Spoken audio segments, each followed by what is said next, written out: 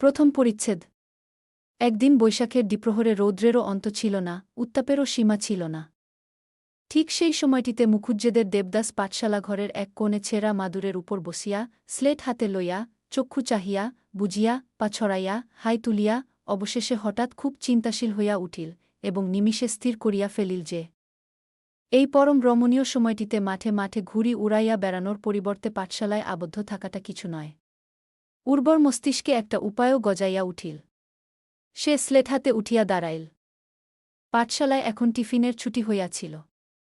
বালকের দল নানারূপ ভাবভঙ্গি ও শব্দসারা করিয়া অনতিদূরের বটবৃক্ষতলে ডাংগুলি খেলিতেছিল। দেবদাস সেদিকে একবার চাহিল। টিফিনের ছুটি সে পায় নাকেন না। গোবিন্দ পণ্ডিত অনেকবার দেখিয়াছেন যে, একবার পাঠশালা হইতে বাহির হইয়া পুনরায় প্রবেশ করাটা দেবদাস নিতান্ত অপছন্দ করে। তাহার পিতারও নিষেধ ছিল। নানা কারণে ইহাই স্থির হইয়াছিল যে এই সময়টিতে সে সর্দারপোর ও ভুলোর জিম্মায় থাকিবে। এখন ঘরের মধ্যে শুধু পণ্ডিত মহাশয় দ্বিপ্রাহরিক আলসে চক্ষু মুদিয়া শয়ন করিয়াছিলেন, এবং সর্দারপোর ও ভুলো এক কোণে হাত পা ভাঙ্গা একখণ্ড বেঞ্চের উপর ছোটখাটো পণ্ডিত সাজিয়া বসিয়াছিল এবং মধ্যে মধ্যে নিতান্ত তাচ্ছিল্যের সহিত কখন বা ছেলেদের খেলা দেখিতেছিল, কখন বা দেবদাস এবং পার্বতীর প্রতি আলসকটাক্ষ নিক্ষেপ করিতেছিল। পার্বতী এই মাসখানেক হইল পণ্ডিত মহাশয়ের আশ্রয়ে এবং তত্ত্বাবধানে আসিয়াছে। পণ্ডিত মহাশয় সম্ভবত এই অল্প সময়ের মধ্যেই তাহার একান্ত মনন করিয়াছিলেন, তাই সে নিবিষ্টমনে নিরতিশয় ধৈর্যের সহিত সুপ্ত পণ্ডিতের প্রতিকৃতি বোধোদয়ের শেষ পাতাটির উপর কালি দিয়া লিখিতেছিল এবং দক্ষ চিত্রকরের ন্যায় নানাভাবে দেখিতেছিল যে তাহার বহুযত্নের চিত্রটি আদর্শের সহিত কতখানি মিলিয়াছে। বেশি যে মিল ছিল তাহা নয়, কিন্তু পার্বতী ইহাতেই যথেষ্ট আনন্দ ও আত্মপ্রসাদ উপভোগ করিতেছিল। এই সময় দেবদাস স্লেট হাতে উঠিয়া দাঁড়াইল এবং ভুলোর উদ্দেশ্যে ডাকিয়া বলিল, অঙ্ক হয় না।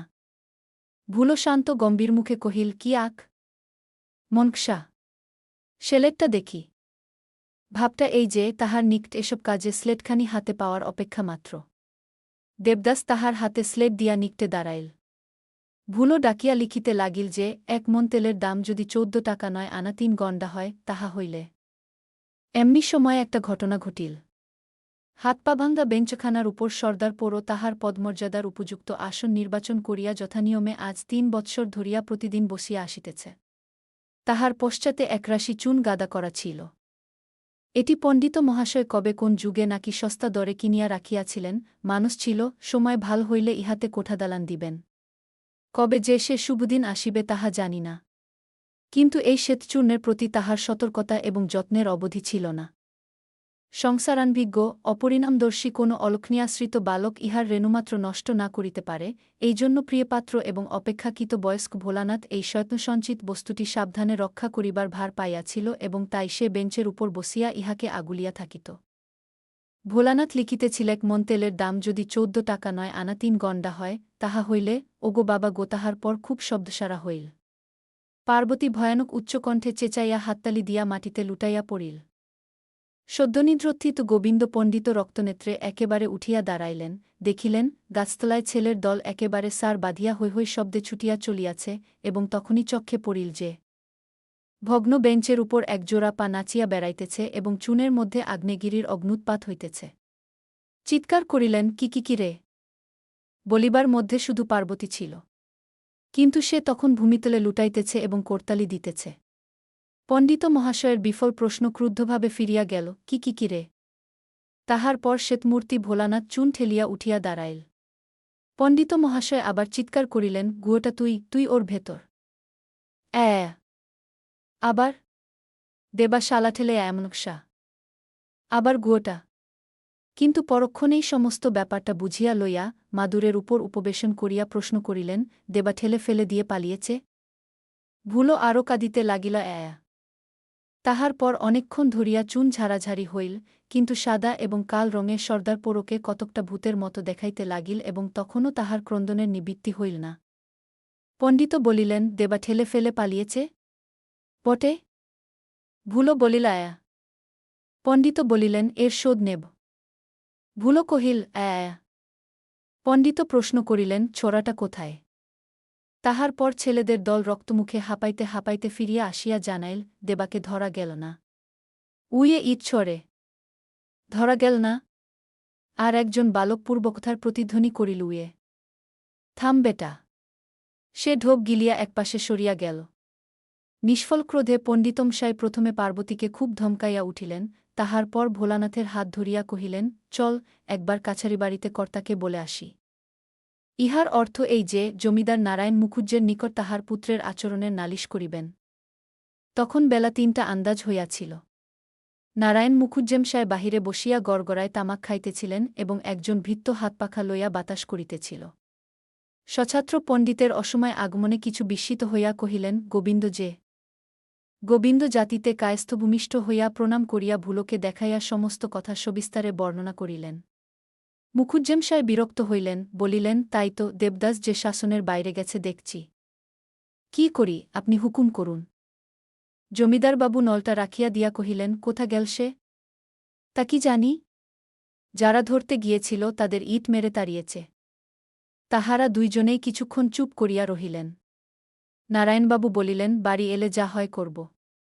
গোবিন্দ ছাত্রের হাত ধরিয়া পাঠশালায় ফিরিয়া গিয়া মুখ ও চোখের ভাবভঙ্গিতে সমস্ত পাঠশালা সন্ত্রাসিত করিয়া তুলিলেন এবং প্রতিজ্ঞা করিলেন যে দেবদাসের পিতা সে অঞ্চলের জমিদার হইলেও তাহাকে আর পাঠশালে ঢুকিতে দিবেন না।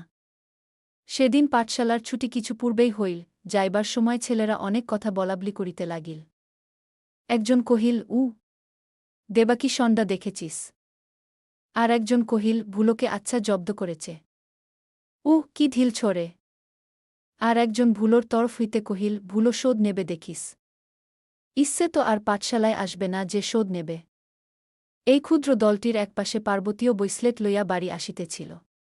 সে নিকটবর্তী একজন ছেলের হাত ধরিয়া জিজ্ঞাসা করিল, মণি, দেবদাদাকে আর পাঠশালায় সত্যি আসতে দেবে না? মণি বলিল, না, কিছুতেই না। পার্বতী সরিয়া গেল, কথাটা তার বরাবরই ভাল লাগে নাই। পার্বতীর পিতার নাম নীলকণ্ঠ চক্রবর্তী। চক্রবর্তী মহাশয় জমিদারের প্রতিবেশী অর্থাৎ মুখুজ্জে মহাশয়ের খুব বড় বাড়ির পার্শ্বে তাহার ছোট এবং পুরাতন সেকেলে ইটের বাড়ি।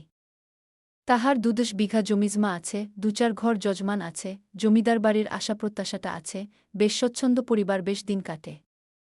প্রথমে ধর্মদাসের সহিত পার্বতীর সাক্ষাৎ হইল। সে দেবদাসের বাটির ভৃত্য।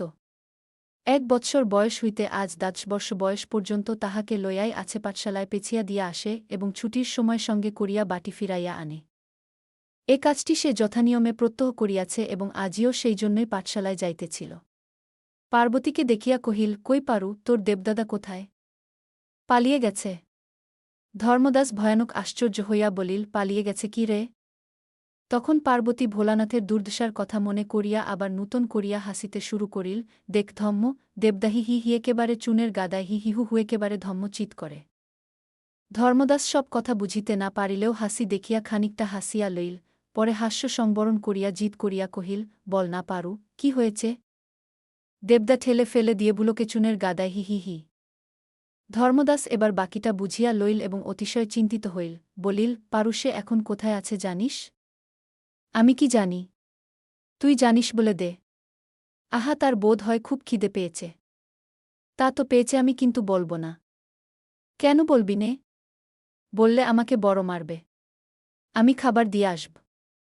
ধর্মদাস কতকটা সন্তুষ্ট হইল, খিল, তা দিয়ে আসিস, আর সন্ধ্যের আগে ভুলিয়ে ভালিয়ে বাড়ি ডেকে আনিস। আনব। বাটিতে আসিয়া পার্বতী দেখিল, তাহার মা এবং দেবদাসের মা উভয়েই সব কথা শুনিয়াছেন। তাহাকেও এ কথা জিজ্ঞাসা করা হইল। হাসিয়া গম্ভীর হইয়া সে যতটা পারিল কহিল। তাহার পর আঁচলে মুড়ি বাঁধিয়া জমিদারদের একটা আমবাগানের ভিতর প্রবেশ করিল। বাগানটা তাহাদেরই বাটির নিকটে এবং ইহারই একান্তে একটা বাসচার ছিল। সে জানিত, লুকাইয়া তামাক খাইবার জন্য দেবদাস এই বাসচারের মধ্যে কতকটা স্থান পরিষ্কার করিয়া রাখিয়াছিল। পলাইয়া লুকাইয়া থাকিতে হইলে ইহাই তাহার গুপ্তস্থান। ভিতরে প্রবেশ করিয়া পার্বতী দেখিল, বাসজোপের মধ্যে দেবদাস ছোট একটা হুকা হাতে বসিয়া আছে এবং বিজ্ঞের মতো ধূমপান করিতেছে। মুখখানা বড় গম্ভীর, যথেষ্ট দুর্ভাবনার চিহ্ন তাহাতে প্রকাশ পাইতেছে। পার্বতীকে দেখিতে পাইয়া সে খুব খুশি হইল, কিন্তু বাহিরে প্রকাশ করিল না। তামাক টানিতে টানিতে গম্ভীরভাবেই কহিল, আয়। পার্বতী কাছে আসিয়া বসিল। আঁচলে যাহা বাধা ছিল তৎক্ষণাৎ দেবদাসের চক্ষে পড়িল। কোনো কথা জিজ্ঞাসা না করিয়া সে তাহা খুলিয়া খাইতে আরম্ভ করিয়া কহিল, পারু, পণ্ডিতমশাই কি বললে রে? জ্যাঠামশায়ের কাছে বলে দিয়েছে। দেবদাস হুকা নামাইয়া চক্ষু বিস্ফারিত করিয়া কহিল, বাবাকে বলে দিয়েছে? হা। তারপর তোমাকে আর পাঠশালায় যেতে দেবে না। আমি পড়তেও চাই না। এই সময়ে তাহার খাদ্যদ্রব্য প্রায় ফুরাইয়া আসিল। দেবদাস পার্বতীর মুখপানে চাহিয়া বলিল, সন্দেশ দে। সন্দেশ তো আনিনি। তবে জল দে। জল কোথায় পাব? বিরক্ত হইয়া দেবদাস কহিল, কিছুই নেই তো এসেছিস কেন? যা, জল নিয়ে আয়। তাহার রুক্ষস্বর পার্বতীর ভাল লাগিল না। কহিল, আমি আবার যেতে পারিনে, তুমি খেয়ে আসবে, চল। আমি কি এখন যেতে পারি? তবে কি এইখানেই থাকবে? এইখানে থাকব, তারপর চলে যাব। পার্বতীর মনটা খারাপ হইয়া গেল। দেবদাসের আপাত বৈরাগ্য দেখিয়া এবং কথাবার্তা শুনিয়া তাহার চোখে জল আসিতেছিল। কহিল, দেবদা, আমিও যাব। কোথায়? আমার সঙ্গে? দূরতা কি হয়? পার্বতী মাথা নাড়িয়া কহিল, যাবি? না, যেতে হবে না, তুই আগে জল নিয়ে আয়। পার্বতী আবার মাথা নাড়িয়া বলিল, আমি যাবি। আগে জল নিয়ে আয়। আমি যাব না, তুমি তাহলে পালিয়ে যাবে। নায়েব না। কিন্তু পার্বতী কথাটা বিশ্বাস করিতে পারিল না, তাই বসিয়া রহিল। দেবদাস পুনরায় হুকুম করিল, যা বলছি। আমি যেতে পারব না। রাগ করিয়া দেবদাস পার্বতীর চুল ধরিয়া টান দিয়া ধমক দিলা, বলছি। পার্বতী চুপ করিয়া রহিল। তারপর তাহার পিঠে একটা কিল পড়িলা বিনে। পার্বতী কাঁদিয়া ফেলিল, আমি কিছুতেই যাব না। দেবদাস একদিকে চলিয়া গেল। পার্বতীও কাঁদিতে কাঁদিতে একেবারে দেবদাসের পিতার সম্মুখে আসিয়া উপস্থিত হইল। মুখুজ্জেম সাই পার্বতীকে বড় ভালোবাসিতেন। বলিলেন, পারু, কাঁদছিস কেন মা? দেবদা মেরেছে। কোথায় সে? ওই বাঁশবাগানে বসে তামাক খাচ্ছিল। একে পণ্ডিত মহাশয়ের আগমন হইতেই তিনি চটিয়া বসিয়াছিলেন, এখন এই সংবাদটা তাহাকে একেবারে অগ্নিমূর্তি করিয়া দিল। বলিলেন, দেবা বুঝি আবার তামাক খায়? হা, খায়, রোজ খায়। বাঁশবাগানে তার হুকো নুকোন আছে। এতদিন আমাকে বলিসনি কেন? দেবদাদা মারবে বলে। কথাটা কিন্তু ঠিক তাই নহে। প্রকাশ করিলে দেবদাস পাছে শাস্তি ভোগ করে, এই ভয়ে সে কোনো কথা বলে নাই। আজ কথাটা শুধু রাগের মাথায় বলিয়া দিয়াছে। এই তাহার সবে ৮ বৎসরমাত্র বয়সরাগ এখন বড় বেশি, কিন্তু তাই বলিয়া তাহার বুদ্ধিবিবেচনা নিতান্ত কম ছিল না। বাড়ি গিয়া বিছানায় শুইয়া অনেকক্ষণ কাঁদিয়া কাটিয়া ঘুমাইয়া পড়িল, সে রাত্রে ভাত পর্যন্ত খাইল না। দ্বিতীয় পরিচ্ছেদ। দেবদাসকে পরদিন খুব মারধর করা হইল, সমস্ত দিন ঘরে রুদ্ধ করিয়া রাখা হইল। তাহার পর তাহার জননী যখন ভারী কান্নাকাটি করিতে লাগিলেন, তখন দেবদাসকে ছাড়িয়া দেওয়া হইল। পরদিন ভোরবেলায় সে পলাইয়া আসিয়া পার্বতীর ঘরের জানালার নিকট দাঁড়াইল, ডাকিল, পারু। আবার ডাকিল, পারু। পার্বতী জানালা খুলিয়া কহিল, দেবদা। দেবদাস ইশারা করিয়া বলিল, শিগগির আয়। দুজনে একত্র হইলে দেবদাস বলিল, তামাক খাবার কথা বলে দিলি কেন? তুমি মারলে কেন? তুই জল আনতে গেলি না কেন? পার্বতী চুপ করিয়া রহিল। দেবদাস বলিল, তুই বড় গাধার জেন বলে দিসনে। পার্বতী মাথা নাড়িয়া বলিল, না। তবে চল, ছিপ কেটে আনি। আজ বাঁধে মাছ ধরতে হবে। বাঁশঝাড়ের নিকট একটা নোনাগাছ ছিল, দেবদাস তাহাতে উঠিয়া পড়িল। বহুকষ্টে একটা বাঁশের ডগা নোয়াইয়া পার্বতীকে ধরিতে দিয়া কহিল, দেখিস যেন ছেড়ে দিসনে, তাহলে পড়ে যাব। পার্বতী প্রাণপণে টানিয়া ধরিয়া রহিল। দেবদাস সেইটা ধরিয়া একটা নোনা ডালে পা রাখিয়া ছিপ কাটিতে লাগিল। পার্বতী নিচে হইতে কহিল, দেবদা, পাঠশালে যাবে না? না। জ্যাঠামশাই তোমাকে পাঠিয়ে দেবেন। বাবা, আপনি বলেছেন, আমি আর ওখানে পড়ব না। বাড়িতে পণ্ডিত আসবে। পার্বতী একটু চিন্তিত হইয়া উঠিল। পরে বলিল, কাল থেকে গরমের জন্য আমাদের সকালবেলা পাঠশালা বসে, আমি এখনই যাব। দেবদাস উপর হইতে চক্ষু রাঙ্গাইয়া বলিল, না, যেতে হবে না। এই সময়ে পার্বতী একটু অন্যমনস্ক হইয়া পড়িল, অমনি বাঁশের ডগা উপরে উঠিয়া গেল এবং সঙ্গে সঙ্গে দেবদাস নোনাডাল হইতে নিচে পড়িয়া গেল। বেশি উঁচু ছিল না বলিয়া তেমন লাগিল না, কিন্তু গায়ে অনেক স্থানে ছড়িয়া গেল। নিচে আসিয়া ক্রুদ্ধ দেবদাস একটা শুষ্ক কঞ্চি তুলিয়া লইয়া পার্বতীর পিঠের উপর, গালের উপর, যেখানে সেখানে সজোরে ঘাকতক বসাইয়া দিয়া বলিল, যা, দূর হয়ে যা। প্রথমে পার্বতী নিজেই লজ্জিত হইয়া পড়িয়াছিল, কিন্তু যখন ছড়ির পর ছড়ি ক্রমাগত পড়িতে লাগিল, তখন সে ক্রোধে ও অভিমানে চক্ষু দুটি আগুনের মতো করিয়া কাঁদিয়া বলিল, এই আমি জ্যাঠামশায়ের কাছে যাচ্ছি। দেবদাস রাগিয়া আর এক ঘা বসাইয়া দিয়া বলিল, যা, এখনই বলে দিগে যাবয়ে গেল। পার্বতী চলিয়া গেল। যখন অনেকটা গিয়াছে তখন দেবদাস ডাকিল, পারু। পার্বতী শুনিয়াও শুনিল না, আরও দ্রুত চলিতে লাগিল। দেবদাস আবার ডাকিল, ও পারু, শুনে জানা। পার্বতী জবাব দিল না। দেবদাস বিরক্ত হইয়া কতকটা চিৎকার করিয়া কতকটা আপনার মনে বলিল, যাক মৃগ্যে।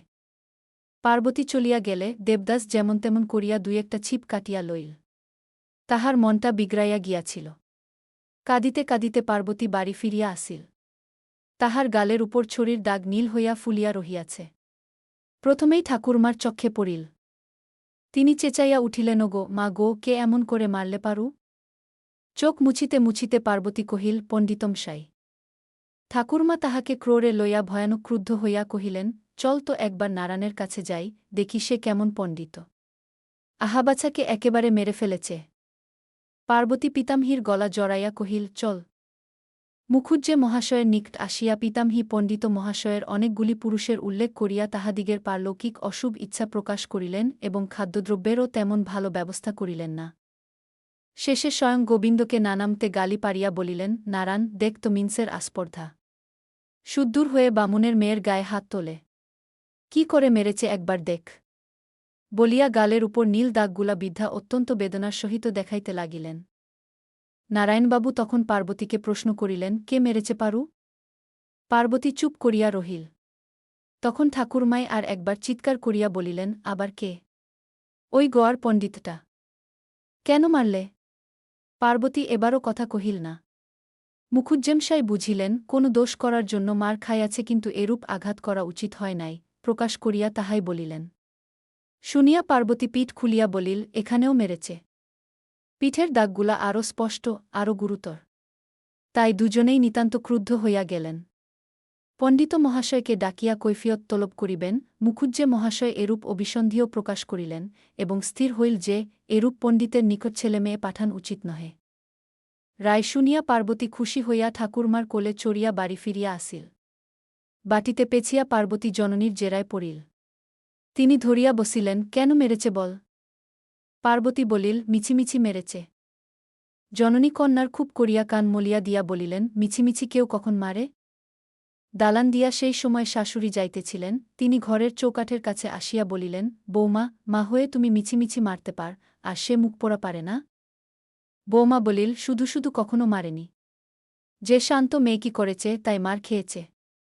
শাশুড়ি বিরক্ত হইয়া বলিলেন, আচ্ছা, তাই না হয় হল, কিন্তু ওকে আর আমি পাঠশালে যেতে দেব না। একটু লেখাপড়া শিখবে না? কি হবে বৌমা? একটা আধটা চিঠিপত্র লিখতে পারলে, দুছত্র রামায়ণ মহাভারত পড়তে শিখলেই ঢের। পারু কি তোমার জজিয়তি করবে, না উকিল হবে? বৌমা অগত্যা চুপ করিয়া রহিল। সেদিন দেবদাস বড় ভয়ে ভয়েই বাড়িতে প্রবেশ করিল। পার্বতী যে ইতিমধ্যে সমস্তই বলিয়া দিয়াছে, তাহাতে তাহার আর কিছুমাত্র সংশয় ছিল না। কিন্তু বাড়ি আসিয়া যখন তাহার অনুমাত্র আভাসও প্রকাশ পাইল না, বরঞ্চ মায়ের কাছে শুনিতে পাইল, আজ গোবিন্দ পণ্ডিত পার্বতীকেও অত্যন্ত প্রহার করিয়াছে, তাই আর সে পাঠশালায় যাইবে না, তখন আনন্দের আতিশয্যে তাহার ভাল করিয়া আহার করাই হইল না। কোনমতে নাকে মুখে গুজিয়া পার্বতীর কাছে ছুটিয়া আসিয়া হাফাইতে হাফাইতে বলিল, তুই আর পাঠশালে যাবি নে? না। কি করে হল রে? আমি বললুম, পণ্ডিতমশায় মেরেছে। দেবদাস খুব একগাল হাসিয়া তাহার পিঠ ঠুকিয়া দিয়া মতো প্রকাশ করিল যে তাহার মতো বুদ্ধিমতী এ পৃথিবীতে আর নাই। তাহার পর ধীরে ধীরে সে পার্বতীর গালের নীল দাগগুলি সয়ত্নে পরীক্ষা করিয়া নিঃশ্বাস ফেলিয়া কহিল, আহা। পার্বতী একটু হাসিয়া মুখপানে চাহিয়া বলিল, কি বড় লেগেছে না রে পারু? পার্বতী ঘাড় নাড়িয়া বলিল, হু। আহা, কেন অমন করিস? তাই তো রাগ হয়, তাই তো মারি। পার্বতীর চোখে জল আসিল, মনে ভাবিল জিজ্ঞাসা করে, কি করি? কিন্তু পারিল না। দেবদাস তাহার মাথায় হাত রাখিয়া বলিল, আর অমন করো না, কেমন? পার্বতী মাথা নাড়িয়া বলিল, না। দেবদাস আর একবার তাহার পিঠ ঠুকিয়া দিয়া কহিল, আচ্ছা, আর কখনো তোকে আমি মারব না। তৃতীয় পরিচ্ছেদ। দিনের পর দিন যায়, দুটি বালক বালিকার আমোদের সীমা নাই, সমস্ত দিন ধরিয়া রোদে রোদে ঘুরিয়া বেড়ায়, সন্ধ্যার সময় ফিরিয়া আসিয়া মারধর খায়, আবার সকালবেলায় ছুটিয়া পলাইয়া যায়, আবার তিরস্কার প্রহার ভোগ করে। রাত্রে নিশ্চিন্ত নিরুদ্বেগে নিদ্রা যায়, আবার সকাল হয়, আবার পলাইয়া খেলা করিয়া বেড়ায়। অন্য সঙ্গীসাথী বড় কেহ নাই, প্রয়োজনও হয় না। পাড়াময় অত্যাচার উপদ্রব করিয়া বেড়াইতে দুইজনেই যথেষ্ট। সেদিন সূর্যোদয়ের কিছু পরেই দুইজনে বাঁধে গিয়া নামিয়াছিল। বেলা দ্বিপ্রহরে চক্ষু রক্তবর্ণ করিয়া সমস্ত জল ঘোলা করিয়া 15টা পুঁটিমাছ ধরিয়া যোগ্যতা অনুসারে ভাগ করিয়া লইয়া বাটি ফিরিয়া আসিল। পার্বতীর জননী কন্যাকে রীতিমত প্রহার করিয়া ঘরে আবদ্ধ করিয়া রাখিলেন। দেবদাসের কথা ঠিক জানি না, কেননা এসব কাহিনী সে কিছুতেই প্রকাশ করে না। তবে পার্বতী যখন বসিয়া খুব করিয়া কাঁদিতেছিল, তখন বেলা 2টা-2:30টার সময় একবার জানালার নিচে আসিয়া অতি মৃদুকণ্ঠে ডাকিয়াছিল, পারু ও পারু। পার্বতী বোধ হয় শুনিতে পাইয়াছিল, কিন্তু রাগ করিয়া উত্তর দেয় নাই। তাহার পর সমস্ত দিনটা সে অদূরবর্তী একটা চাপা গাছে বসিয়া কাটাইয়া দিয়াছিল, এবং সন্ধ্যার পর বহু পরিশ্রমে ধর্মদাস তাহাকে নামাইয়া আনিতে পারিয়াছিল। তবে শুধু সেই দিনটা মাত্র। পরদিন পার্বতী সকালবেলা হইতে দেবদাদার প্রতীক্ষায় উন্মুখ হইয়া রহিল, কিন্তু দেবদাস আসিল না। সে পিতার সহিত নিকটবর্তী গ্রামে নিমন্ত্রণ রাখিতে গিয়াছিল। দেবদাস যখন আসিল না, পার্বতী তখন ক্ষুণ্ণ মনে একাকী বাটির বাহির হইয়া পড়িল। কাল বাঁধে নামিবার সময় দেবদাস 3টা টাকা পার্বতীকে রাখিতে দিয়াছিল, পাছে হারাইয়া যায়। আঁচলে সে টাকা 3টা বাঁধা ছিল। সে আঁচল ঘুরাইয়া নিজে ঘুরিয়া বহুক্ষণ একা কাটাইয়া দিল। সঙ্গীসাথী কেহ মিলিল না, কেননা তখন সকালবেলায় পাঠশালা বসে। পার্বতী তখন ও পাড়ায় চলিল। সেখানে মনোরমাদের বাড়ি।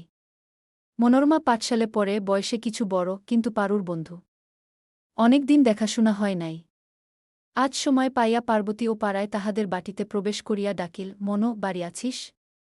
মনোরমার পিসিমা বাহিরে আসিলেন। পারু? হ্যাঁ। মনো কোথায় পিসিমা? সে তো পাঠশালায় গেছে, তুমি যাওনি? আমি পাঠশালায় যাইনি, দেবদাও যায় না। মনোরমার পিসিমাতা হাসিয়া কহিলেন, তবে তো ভালো। তুমিও যাও না, দেবদাদাও যায় না? না, আমরা কেউ যাইনে। সে ভালো কথা, কিন্তু মনো পাঠশালায় গেছে। পিসিমা বসিতে বলিলেন, কিন্তু পার্বতী ফিরিয়া আসিল। পথে রসিক পালের দোকানের কাছে 3জন বৈষ্ণবী রসকলি পড়িয়া খঞ্জনী হাতে ভিক্ষায় চলিয়াছিল। পার্বতী তাহাদিগকে ডাকিয়া বলিল, ও বৈষ্ণবী, তোমরা গান করতে যান? একজন ফিরিয়া চাহিল, জানি বই কি বাছা, তবে গাও না। তখন 3জনেই ফিরিয়া দাঁড়াইল। একজন কহিল, অমনি কি গান হয় মা, ভিক্ষে দিতে হয়। চল তোমাদের বাড়ি গিয়ে গাব। না, এইখানে গাও। পয়সা দিতে হয় যে মা। পার্বতী আঁচল দেখাইয়া কহিল, পয়সা নেই, টাকা আছে। আঁচলে বাঁধা টাকা দেখিয়া তাহারা দোকান হইতে একটু দূরে গিয়া বসিল। তাহার পর খঞ্জনী বাজাইয়া 3জনে গলা মিলাইয়া গান ধরিল। কি গান হইল, কি তাহার অর্থ পার্বতী এসব কিছুই বুঝিল না। ইচ্ছা করিলেও হয়তো বুঝিতে পারিত না। কিন্তু মনটি তাহার সেই নিমেষে দেবদাদার কাছে ছুটিয়া গিয়াছিল। গান শেষ করিয়া তাহারা কহিল, কই, কি ভিক্ষে দেবে, দাও তো মা। পার্বতী আঁচলের গ্রন্থি খুলিয়া টাকা 3টা তাহাদের হাতে দিল। 3জনেই অবাক হইয়া তাহার মুখপানে কিছুক্ষণ চাহিয়া রহিল। একজন বলিল, কার টাকা বাছা? দেবদাদার। সে তোমকে মারবে না? পার্বতী একটু ভাবিয়া কহিল, না। একজন কহিল, বেঁচে থাক মা। পার্বতী হাসিয়া কহিল, তোমাদের 3জনের বেশ ভাগে মিলেছে না গো? 3জনেই মাথা নাড়িয়া বলিল, তা মিলেছে। রাধারানী তোমার ভাল করুন। বলিয়া তাহারা আন্তরিক আশীর্বাদ করিয়া গেল, যেন এই দানশীলা ছোট মেয়েটি শাস্তি ভোগ না করে।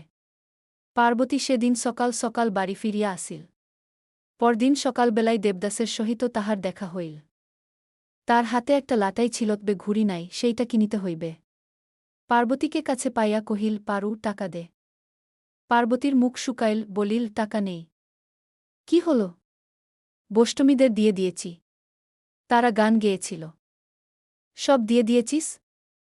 সব। 3টি টাকা তো ছিল। দূর গাধা, সব বুঝি দিতে হয়। বাহ, তারা যে 3জন ছিল। 3 টাকা না দিলে 3জনের কি ভাগে মেলে? দেবদাস গম্ভীর হইয়া বলিল, আমি হলে 2 টাকা দিতুম। বলিয়া সে লাটাইয়ের বাট দিয়া মাটির উপর আঁচড় কাটিয়া কহিল, তা হলে তারা 10 আনাতের গণ্ডা এক করা এক ক্রান্তি ভাগে পেত। পার্বতী ভাবিয়া কহিল, তারা কি তোমার মতো আগ কষতে জানে? দেবদাস মনক্সা পর্যন্ত পড়িয়াছিল। পার্বতীর কথাটায় খুশি হইয়া কহিল, তা বটে। পার্বতী দেবদাসের হাত ধরিয়া বলিল, আমি ভেবেছিলুম তুমি আমাকে মারবে, দেবদা। দেবদাস বিস্মিত হইল, মার কেন? বৈষ্ণবীরা বলেছিল তুমি আমাকে মারবে। কথা শুনিয়া দেবদাস মহা খুশি হইয়া পার্বতীর কাঁধের উপর ভর দিয়া কহিল, দূর, না, দোষ করলে কি আমি মারি? দেবদাস বোধ হয় মনে করিয়াছিল যে পার্বতীর এ কাজটা তাহার পিনাল কোডের ভিতরে পড়ে না, কেননা ৩ টাকা ৩ জনে বেশ ভাগ করিয়া লিতে পারিয়াছে। বিশেষত যে বষ্টমীরা পাঠশালায় মনক্সা পর্যন্ত পড়ে নাই তাহাদিগকে ৩ টাকার বদলে ২ টাকা দিলে তাহাদের প্রতি কতকটা অত্যাচার করা হইত। তাহার পর সে পার্বতীর হাত ধরিয়া ঘুড়ি কিনিবার জন্য ছোটবাজারের দিকে চলিল, লাটাইটা সেইখানে একটা ঝোপের মধ্যে লুকাইয়া রাখিয়া দিল। চতুর্থ পরিচ্ছেদ। এমনি করিয়া ১ বৎসর কাটিল বটে, কিন্তু আর কাটিতে চাহে না। দেবদাসের জননী বড় গোলযোগ করিতে লাগিলেন। স্বামীকে ডাকিয়া বলিলেন, দেবা যে মুখ্যু চাষা হয়ে গেল, একটা যা হয় উপায় কর। তিনি ভাবিয়া বলিলেন, দেবা কলকাতায় যাক। নগেনের বাসায় থেকে বেশ পড়াশোনা করতে পারবে। নগেনবাবু সম্পর্কে দেবদাসের মাতুল হইতেন। কথাটা সবাই শুনিল। পার্বতী শুনিয়া ভীত হইয়া উঠিল। দেবদাসকে একা পাইয়া তাহার হাত ধরিয়া ঝুলিতে ঝুলিতে বলিল, দেবদা, তুমি বুঝি কলকাতা যাবে? কে বললে? জেঠামশাই বলেছেন। দূর আমি কিছুতে যাব না। আর যদি জোর করে পাঠিয়ে দেন? জোর? দেবদাস এই সময় এমন একটা মুখের ভাব করিল, যাহাতে পার্বতী বেশ বুঝিল যে জোর করিয়া কোনো কাজ তাহাকে দিয়া করাইবার জন্য এ পৃথিবীতে কেহ নাই। সেও তো তাহাই চায়। অতএব নিরতিশয় আনন্দে আর একবার তাহার হাত ধরিয়া, আর একবার ঝুলিয়া এপাশ ওপাশ করিয়া মুখপানে চাহিয়া হাসিয়া কহিল, দেখো, যেন যেও না দেবদা। কক্ষণ না। এ প্রতিজ্ঞা কিন্তু তাহার রহিল না। তাহার পিতা রীতিমত বকাঝকা করিয়া, এমনকি তিরস্কার ও প্রহার করিয়া ধর্মদাসকে সঙ্গে দিয়া তাহাকে কলিকাতায় পাঠাইয়া দিলেন। যাইবার দিন দেবদাস মনের মধ্যে বড় কেশ অনুভব করিল, নূতন স্থানে যাইতেছে বলিয়া তাহার কিছুমাত্র কৌতূহল বা আনন্দ হইল না। পার্বতী সেদিন তাহাকে কিছুতেই ছাড়িতে চাহে না। কত কান্নাকাটি করিল, কিন্তু কে তাহার কথা শুনিবে? প্রথমে অভিমানে কিছুক্ষণ দেবদাসের সহিত কথা কহিল না, কিন্তু শেষে যখন দেবদাস ডাকিয়া বলিল, পারু, আবার শিগগির আসব, যদি না পাঠিয়ে দেয় তো পালিয়ে আসব, তখন পার্বতী প্রকৃতিস্থা হইয়া নিজের ক্ষুদ্র হৃদয়ের অনেক কথা কহিয়া শুনাইল। তাহার পর ঘোড়ার গাড়ি চড়িয়া, পোর্টমান্টো লইয়া, জননীর আশীর্বাদ ও চক্ষের জলের শেষ বিন্দুটি কপালে টিপের মতো পড়িয়া দেবদাস চলিয়া গেল। তখন পার্বতীর কত কষ্ট হইল, কত চোখের জলের ধারা গাল বহিয়া নিচে পড়িতে লাগিল, কত অভিমানে তাহার বুক ফাটিতে লাগিল। প্রথম কয়েকদিন তাহার এইরূপে কাটিল। তাহার পর হঠাৎ একদিন প্রাতঃকালে উঠিয়া দেখিতে পাইল, সমস্ত দিনের জন্য তাহার কিছুই করিবার নাই। ইতিপূর্বে পাঠশালা ছাড়িয়া অবধি প্রাতঃকাল হইতে সন্ধ্যা পর্যন্ত শুধু গোলমালে হুজুগে কাটিয়া যাইত, কত কি যেন তাহার করিবার আছে, শুধু সময়ে কুলাইয়া উঠে না। এখন অনেক সময় কিন্তু এতটুকু কাজ খুঁজিয়া পায় না। সকালবেলা উঠিয়া কোনোদিন চিঠি লিখিতে বসে। বেলা 10টা বাজিয়া যায়, জননী বিরক্ত হইয়া উঠেন, পিতামহী শুনিয়া বলেন, আহা, তা লিখুক। সকালবেলা ছুটোছুটি না করিয়া লেখাপড়া করা ভালো। আবার যেদিন দেবদাসের পত্র আইসে সে দিনটি পার্বতীর বড় সুখের দিন। সিঁড়ির দ্বারের চৌকাঠের উপর কাগজখানি হাতে লইয়া সারাদিন তাহাই পড়িতে থাকে। শেষে মাস 2 অতিবাহিত হইয়া গেল। পত্র লেখা কিংবা পাওয়া আর তত ঘন ঘন হয় না, উৎসাহটা যেন কিছু কিছু কমিয়া আসিয়াছে। একদিন পার্বতী সকালবেলায় জননীকে বলিল, মা, আমি আবার পাঠশালায় যাব। কেন রে? তিনি কিছু বিস্মিত হইয়াছিলেন। পার্বতী ঘাড় নাড়িয়া বলিল, আমি নিশ্চয় যাব। তা যাস। পাঠশালা যেতে আমি আর কবে তোকে মানা করেছি মা? সেই দিন দ্বিপ্রহরে পার্বতী দাসীর হাত ধরিয়া, বহুদিন পরিত্যক্ত স্লেট ও বইখানি খুঁজিয়া বাহির করিয়া, সেই পুরাতন স্থানে গিয়া শান্ত, ধীরভাবে উপবেশন করিল। দাসী কহিল, গুরুমশাই, পারুকে আর মারধর করো না, আপনার ইচ্ছায় পড়তে এসেছে। যখন তার ইচ্ছে হবে পড়বে, যখন ইচ্ছা হবে না বাড়ি চলে যাবে। পণ্ডিত মহাশয় মনে মনে কহিলেন, তথাস্তু। মুখে বলিলেন, তাই হবে। একবার তাহার এমন ইচ্ছাও হইয়াছিল যে জিজ্ঞাসা করেন, পার্বতীকেও কেন কলিকাতায় পাঠাইয়া দেওয়া হইল না। কিন্তু সে কথা কহিলেন না। পার্বতী দেখিল, সেইখানে সেই বেঞ্চের উপরেই সর্দার পোড়ো ভুলো বসিয়া আছে। তাহাকে দেখিয়া প্রথমে একবার হাসি আসিবার মতো হইল, কিন্তু পরক্ষণেই চোখে জল আসিল। তাহার পর তাহার ভুলোর উপর বড় রাগ হইল। মনে হইল যেন সেই শুধু দেবদাসকে গৃহছাড়া করিয়াছে। এমন করিয়াও অনেক দিন কাটিয়া গেল। অনেক দিনের পর দেবদাস বাটি ফিরিয়া আসিল। পার্বতী কাছে ছুটিয়া আসিল, অনেক কথাবার্তা হইল। তাহার বেশি কিছু বলিবার ছিল না, থাকিলেও বলিতে পারিল না। কিন্তু দেবদাস অনেক কথা কহিল। সমস্তই প্রায় কলিকাতার কথা। তাহার পর একদিন গ্রীষ্মের ছুটি ফুরাইল। দেবদাস আবার কলিকাতায় চলিয়া গেল। এবারও কান্নাকাটি হইল বটে, কিন্তু সেবারের মতো তাহাতে তেমন গভীরতা রহিল না। এমনি করিয়া 4 বৎসর কাটিয়া গেল।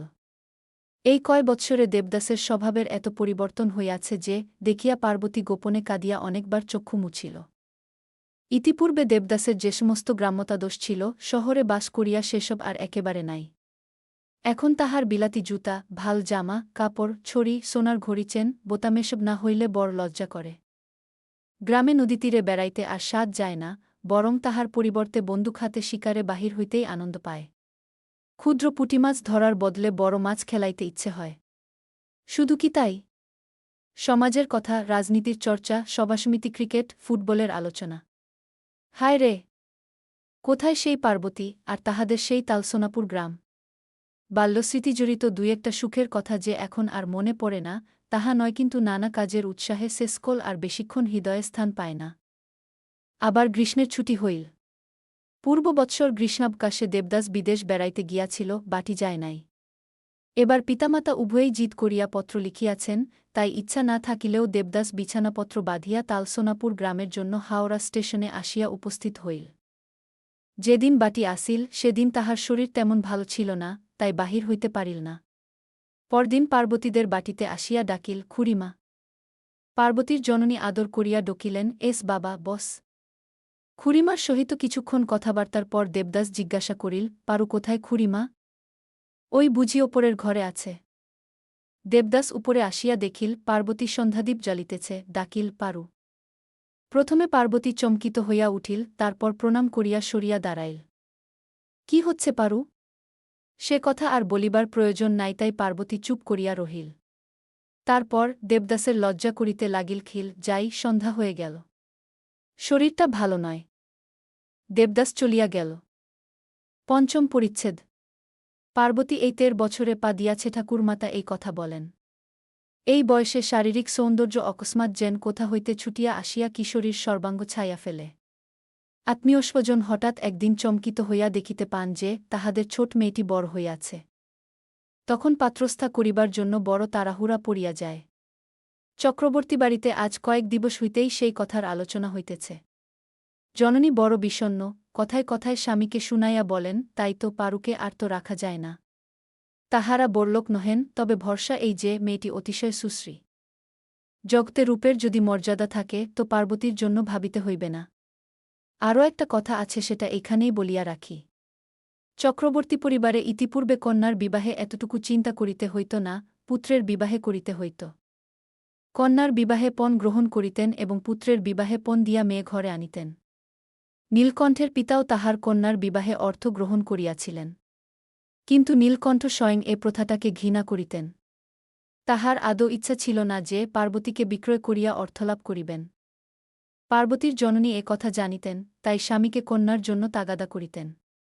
ইতিপূর্বে পার্বতীর জননী মনে মনে একটা দুরাশাকে স্থান দিয়াছিলেন, ভাবিয়াছিলেন, দেবদাসের সহিত যদি কোনো সূত্রে কন্যার বিবাহ ঘটাইতে পারেন। এ আশা যে নিতান্ত অসম্ভব, তাহা মনে হইত না। ভাবিলেন, দেবদাসকে অনুরোধ করিলে বোধ হয় কোনো সুরাহা হইতে পারে। তাই বোধ হয় নীলকণ্ঠের জননী কথায় কথায় দেবদাসের মাতার কাছে কথাটা এইরূপে পারিয়াছিলেন, আহা বৌমা, দেবদাসে আর আমার পারুতে কি ভাব? এমনটি কই কোথাও তো দেখা যায় না। দেবদাসের জননী বলিলেন, তা আর হবে না খুড়ি, দুজনে ভাইবোনের মতোই যে একসঙ্গে মানুষ হয়ে এসেছে।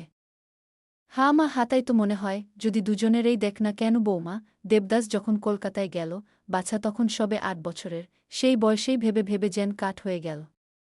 দেবদাসের একখানা চিঠি এলে সেখানা যেন একেবারে ওর জপমালা হয়ে উঠত। আমরা সবাই তো তা জানি। দেবদাসের জননী মনে মনে সমস্ত বুঝিলেন। একটু হাসিলেন। এ হাসিতে বিদ্রূপ কতটুকু প্রচ্ছন্ন ছিল জানি না, কিন্তু বেদনা অনেকখানি ছিল। তিনিও সব কথা জানিতেন, পার্বতীকে ভালোবাসিতেন। কিন্তু বেচাকেনা ঘরের মেয়ে যে, তার উপর আবার ঘরের পাশে কুটু। ছি ছি! বলিলেন, খুড়ি, কর্তার তো একেবারে ইচ্ছা নয় এই ছেলেবেলায়, বিশেষ পড়াশোনার সময়ে দেবদাসের বিয়ে দেন। তাই তো কর্তা আমাকে এখনও বলেন, বড় ছেলে দিসদাসের ছেলেবেলায় বিয়ে দিয়ে কি সর্বনাশটাই করলে। লেখাপড়া একেবারেই হল না। পার্বতীর ঠাকুরমা একেবারে অপ্রতিভ হইয়া পড়িলেন। তবুও কহিলেন, তা তো সব জানি বৌমা, কিন্তু কি জান পারু সেটের বাছা একটু অমনি বেড়েছেও বটে, আর বারন্ত গরণও বটে, তাইতে তাইতে দি নারায়ণের অমত। দেবদাসের জননী বাধা দিলেন, বলিলেন, না খুড়ি, এ কথা আমি তাকে বলতে পারব না। দেবদাসের এ সময়ে বিয়ের কথা পারলে তিনি কি আমার মুখ দেখবেন? কথাটা এখানেই চাপা পড়িয়া গেল। কিন্তু স্ত্রীলোকের পেটে কথা থাকে না। দেবদাসের জননী কর্তার খাবার সময় কথাটা পারিয়া বলিলেন, পারুর ঠাকুমা আজ তার বিয়ের কথা পেরেছিলেন। কর্তা মুখ তুলিলেন, বলিলেন, হা, পারুর বয়স হল বটে, শীঘ্র বিবাহ দেওয়াই কর্তব্য। তাইতে তো আজ কথা পেরেছিলেন। বললেন, দেবদাসের সঙ্গে যদি। স্বামী ভ্রূকুঞ্চিত করিলেন, তুমি কি বললে? আমি আর কি বলব? দুজনের বড় ভাব, কিন্তু তাই বলে কি বেচাকেনা চক্রবর্তী ঘরের মেয়ে আনতে পারি? তাতে আবার বাড়ির পাশে কুটুছিছি। কর্তা সন্তুষ্ট হইলেন, কহিলেন, ঠিক তাই। কুলের কি মুখাসাব? এসব কথায় কান দিও না। গৃহিণী শুষ্কহাসি হাসিয়া কহিলেন, না আমি কান দিইনে, কিন্তু তুমিও যেন ভুলে যেও না। কর্তা গম্ভীর মুখে ভাতের গ্রাস তুলিয়া বলিলেন, তাহলে এতবড় জমিদারি কোনকালে উড়ে যেত? জমিদারি তাহার চিরদিন থাকুক, তাহতে আপত্তি নাই, কিন্তু পার্বতীর দুঃখের কথাটা বলি।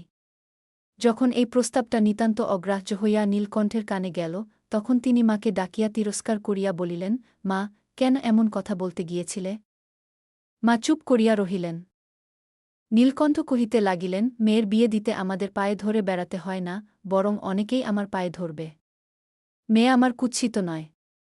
দেখো, তোমাদের বলে রাখলুম, 1 হপ্তার মধ্যেই আমি সন্ধ স্থির করে ফেলব। বিয়ের ভাবনা কি? কিন্তু যাহার জন্য পিতা এতবড় কথাটা বলিলেন, তাহার যে মাথায় বাজ ভাঙ্গিয়া পড়িল। ছোটবেলা হইতে তাহার একটা ধারণা ছিল যে দেবদাদার উপর তাহার একটু অধিকার আছে। অধিকার কেহ যে হাতে তুলিয়া দিয়াছে তাহা নয়।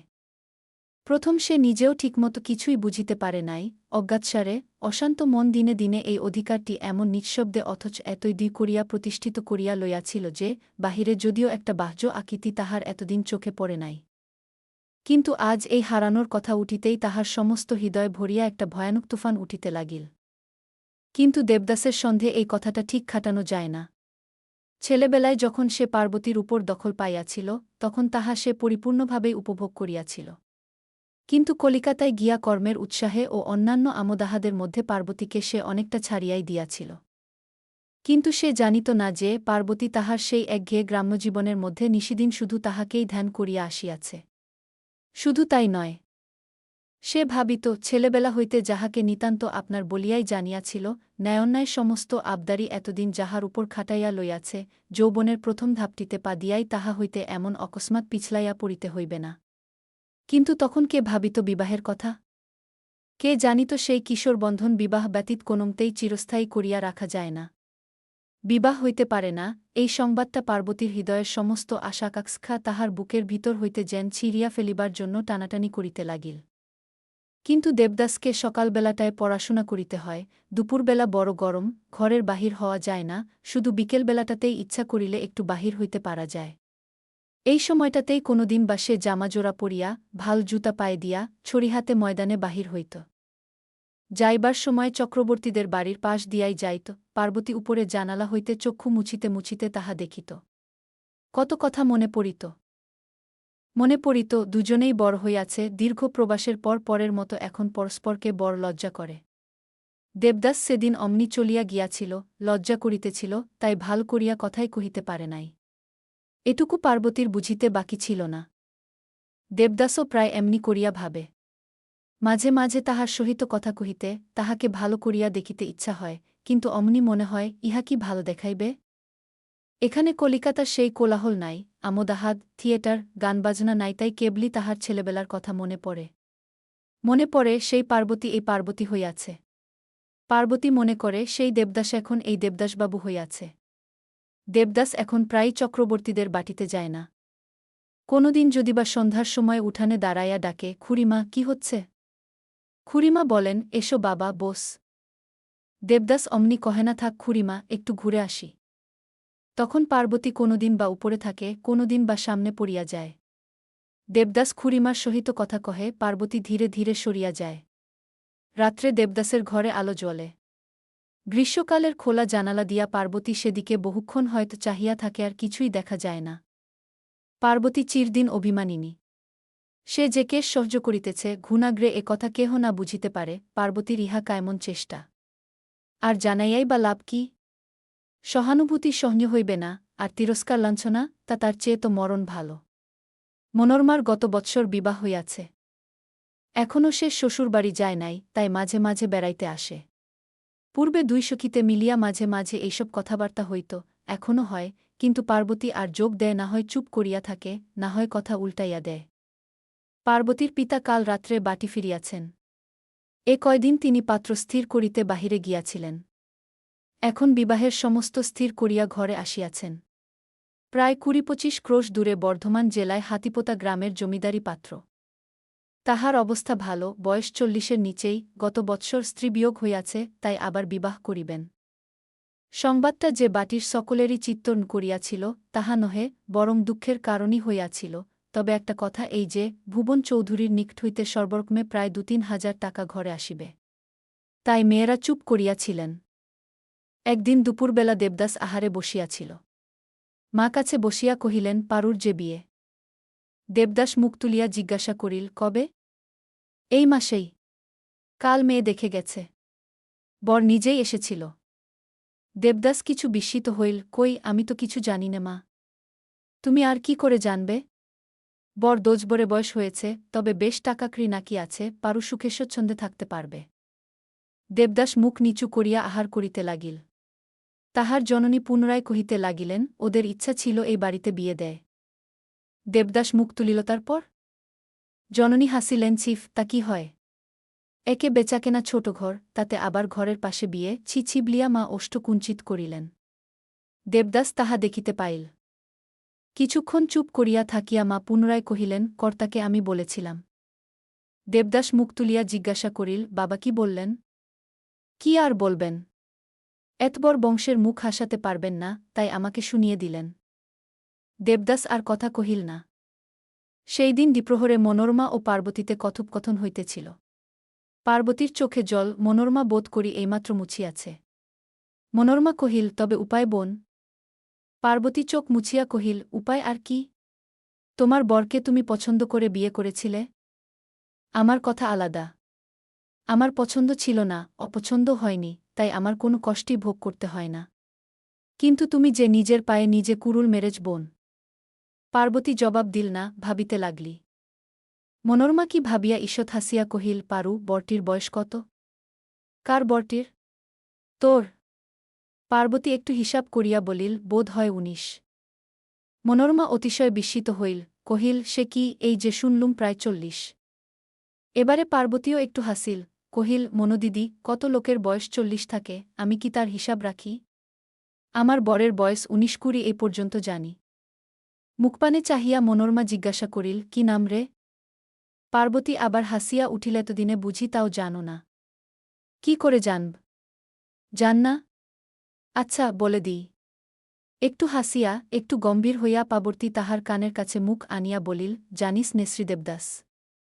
মনোরমা প্রথমে একটু চমকাইয়া উঠিল। পরে ঠেলিয়া দিয়া বলিল, আর ঠাট্টায় কাজ নেই। নাম কি, এই বেলা বল, আর তো বলতে পাবি নে। এই তো বললুম। মনোরমা রাগ করিয়া কহিল, যদি দেবদাস নাম, তবে কান্নাকাটি করে মরচিস কেন? পার্বতী সহসা মলিন হইয়া গেল। কি যেন একটু ভাবিয়া বলিল, তা বটে। আর তো কান্নাকাটি করব না। পারু। কি? সব কথা খুলে বল না বোন। আমি কিছুই বুঝতে পারলুম না। পার্বতী কহিল, যা বলবার সবই তো বললুম। কিন্তু কিছুই যে বোঝা গেল না রে। যাবেও না। বলিয়া পার্বতী আরেক দিকে মুখ ফিরাইয়া রহিল। মনোরমা ভাবিল, পার্বতী কথা লুকাইতেছে, তাহার মনের কথা কহিবার ইচ্ছা নাই। বড় অভিমান হইল, দুঃখিত হইয়া কহিল, পারু, তোর যাতে দুঃখ, আমারও তো তাতে তাই বোন। তুই সুখী হ, এই তো আমার আন্তরিক প্রার্থনা। যদি কিছু তোর লুকোন কথা থাকে, আমাকে বলতে না চাস, বলিস নে। কিন্তু এমন করে আমাকে তামাশা করিস নে।